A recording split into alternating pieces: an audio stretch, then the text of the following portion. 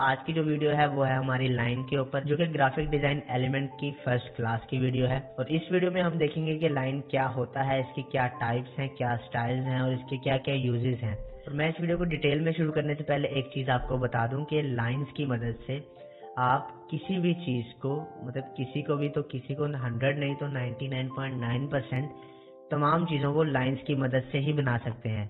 अब अगर बात करते जाएं लाइन के ऊपर कि लाइन क्या चीज होती है और ये किस तरह से बनती है, तो आप फर्ज करें कि आपको दो डॉट्स मिलते हैं, एक आप पॉइंट ए पे रखते हैं और दूसरा पॉइंट बी पे, जगह उनकी कोई भी रखें।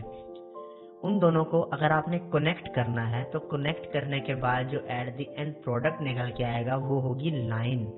यानी कि अगर आपने पॉइंट ए और बी दोनों को मिलाया, पेन के साथ दोनों को आपने मिलाया, तो जो चीज होगी एट द एंड वो एक लाइन होगी। अब लाइन की जो टाइप्स हैं उनके ऊपर बात कर लेते हैं कि वो कौन कौन सी हैं। जो फर्स्ट टाइप है हमारे पास वो है हॉरिजॉन्टल लाइन। अब हॉरिजॉन्टल लाइन क्या चीज होती है कि फर्ज करें जिस तरह से आप लेटे हुए हैं, तो आप जिस पोजीशन में होते हैं उस पोजीशन में अगर एक लाइन हो तो वो हॉरिजॉन्टल लाइन कहलाएगी। यानी कि अगर आप उसे देखेंगे तो आपको एक रेस्ट की फीलिंग आएगी, वो लाइन कहीं जा नहीं रही, एक जगह पे स्टिल है और आप उसे देखते हैं तो जो उससे फील आता है रेस्ट की फीलिंग होती है और वो एक हॉरिजॉन्टल लाइन कहलाती है। उसके बाद आती है वर्टिकल लाइन।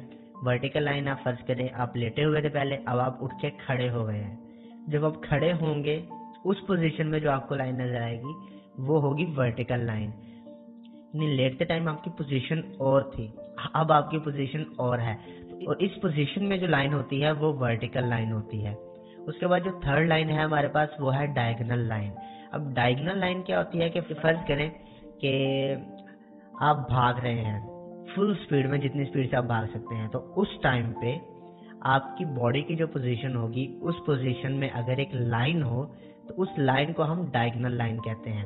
यानी कि वो जो लाइन होती है उसको देखने से आपको जो फील आती है वो एक मूवमेंट की फील आती है। यानी कि वो पॉइंट ए से बी, यानी कि या तो वो लाइन नीचे से ऊपर जा रही है, नीचे से ऊपर वाली साइड पे, या ऊपर से नीचे वाली साइड पे। और डायगोनल लाइन किसी एंगल पे मूव कर रही होती है जो कि किसी भी तरह का स्ट्रेट एंगल नहीं होता, चाहे वो नीचे से ऊपर हो या लेफ्ट टू राइट हो, वो किसी ना किसी एक एंगल पे मूव कर रही होती है।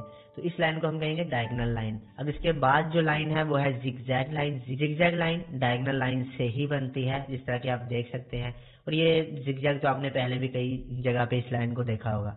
उसके बाद जो लाइन है वो है कर्व लाइन। कर्व लाइन आप देख सकते हैं कि जो कर्व हो जाती है, ज्यादातर आपने ग्राफ्स वगैरह में देखी होंगी, नीचे से ऊपर या ऊपर से नीचे जा रही होती हैं, किसी भी साइड पे कर्व हो सकती हैं। तो ये इस तरह की लाइंस होती हैं। इसके बाद हमें जो स्टाइल्स मिलते हैं वो मिलते हैं 3 स्टाइल्स लाइंस के अंदर। अब जो पहली लाइन है जो कि पॉइंट ए से पॉइंट बी तक जाती है लेकिन उस दरमियान में कोई भी आपको इंटरप्शन देखने को नहीं मिलती, वो लाइन कॉन्टिन्यूस लाइन कहलाती है। जो सेकंड इसका स्टाइल होता है वो होता है इंटरप्टेड लाइंस। अब ये लाइंस आप नाम से ही समझ गए होंगे कि जो दरमियान में इंटरप्टेड लाइंस होती हैं, जैसे कि डॉटेड लाइन होती है और डिफरेंट टाइप्स की इस तरह की लाइंस होती हैं जिनमें कोई भी एक डॉट लंबाई में लंबा या छोटा भी हो सकता है लेकिन वो एक लाइन जरूर बना रहा होता है, तो वो लाइंस इंटरप्टेड लाइंस कहलाती हैं। अब इसके बाद जो टाइप आती है वो है इम्प्लाइड लाइंस की।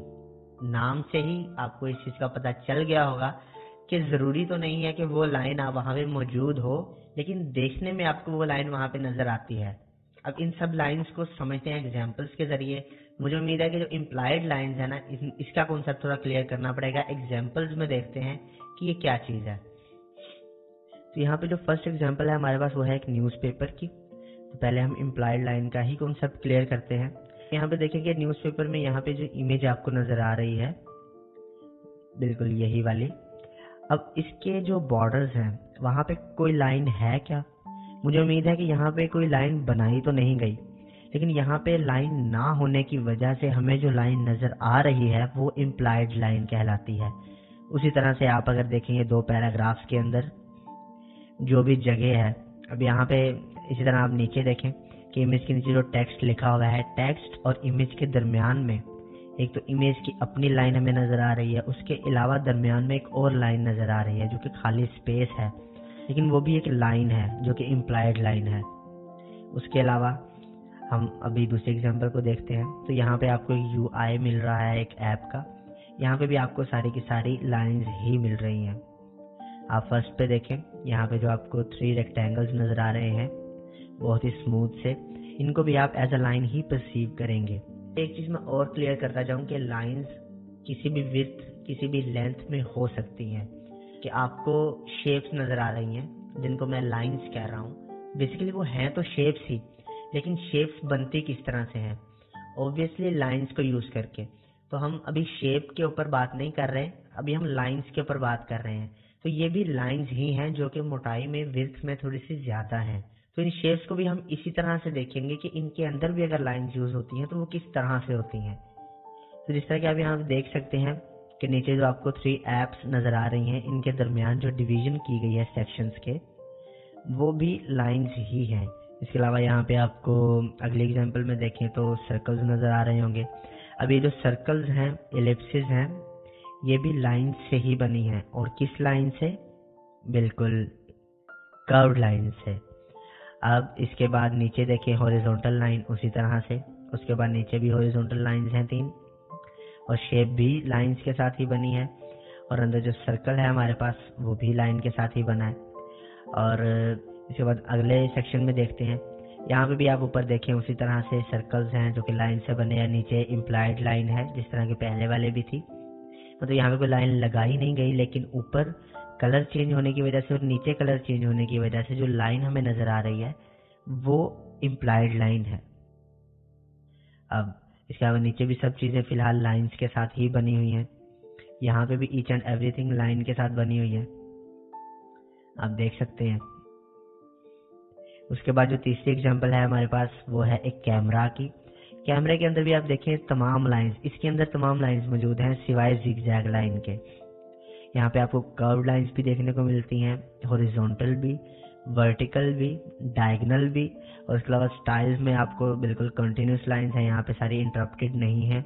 इम्प्लाइड लाइंस भी है यहाँ पे, जैसा कि आप यहाँ पे देख सकते हैं इमेज के अंदर जो ग्रे एरिया है, यहाँ पे कोई लाइन तो नहीं है लेकिन नज़र आ रही है, तो ये इम्प्लाइड लाइन है। नीचे शेडो भी बिल्कुल उसी तरह से। लास्ट एग्जांपल जो है हमारे पास वो मैं आपको दिखाऊं, और इस लाइन के अंदर आपको तकरीबन तमाम लाइंस मिल जाएंगी। चलिए देखते हैं शुरू से। अब यहाँ पे फर्स्ट ऑफ ऑल जो एस्ट्रोनॉट है इसके अंदर आपको कर्व लाइन ज़्यादा देखने को मिल रही है। उसके अलावा इंटरप्टेड लाइंस आपको उसके नीचे देखने को मिल जाएंगी जो कि एक मूवमेंट का एहसास दे रही हैं आपको। एक प्लेनेट से रॉकेट तक ये जो लाइन जा रही है ये आपको बिल्कुल इंटरप्टेड लाइन है, और ये कर्व भी है साथ साथ ही।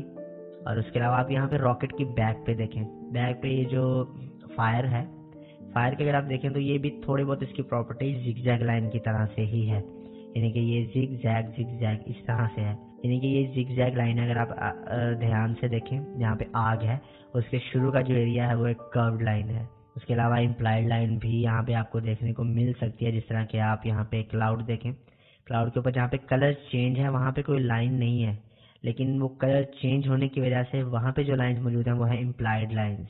एग्जांपल्स में आपने देखा लाइंस की डिफरेंट टाइप्स को।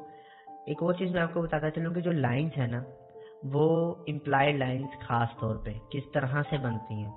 इनमें ये चीज़ होती है कि किसी भी एरिया का कलर चेंज करके या फिर वहाँ पे डिवीजन करके या फिर उसके अलावा नेगेटिव स्पेस को यूज़ करके भी लाइंस को बना सकते हैं।